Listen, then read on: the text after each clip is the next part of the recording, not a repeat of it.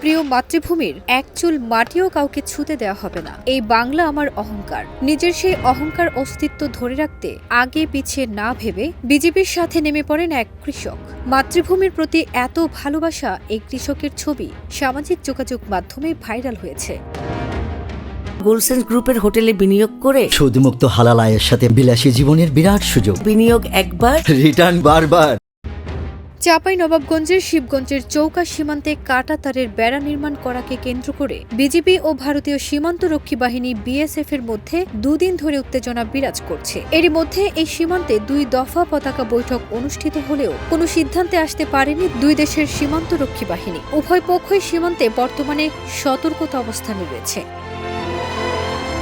হাতে কাস্তে পরনের লুঙ্গি, কিছুটা নিচু হয়ে বসে আছেন, তীক্ষ্ণ রক্তচক্ষু ভারতীয় সীমান্তরক্ষী বাহিনীর দিকে। যেন বাংলাদেশ নামের প্রিয় মায়ের দিকে চোখ তুলে তাকালেই সব শেষ করে ফেলবে সে। তারই ছবি শেয়ার করে কেউ কেউ ক্যাপশনে লিখেছেন, মাতৃভূমি না হয় মৃত্যু। উপদেষ্টা আসিফ মাহমুদ ছবিটি শেয়ার করে লিখেছেন, বিনা যুদ্ধে নাহি দিব সুচগ্র মেদিনী। 2024 পরবর্তী বাংলাদেশকে আর কেউ গুলামির জিঞ্জিরে বন্দী করতে পারবে না।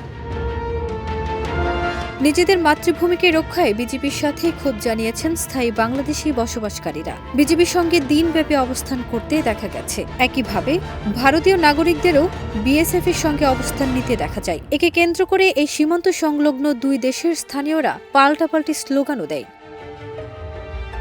প্রসঙ্গত, আন্তর্জাতিক সীমান্ত পিলার এলাকায় কয়েক মাস আগে সীমান্তের নোম্যান্স ল্যান্ড থেকে 50 গজ এগিয়ে বাংলাদেশের অভ্যন্তরে ভারত একটি কাঁচা রাস্তা নির্মাণ করে। সেই রাস্তায় পাশে পুনরায় কাঁটাতারের বেড়া নির্মাণ করার সময় তৈরি হয় এই উত্তেজনা।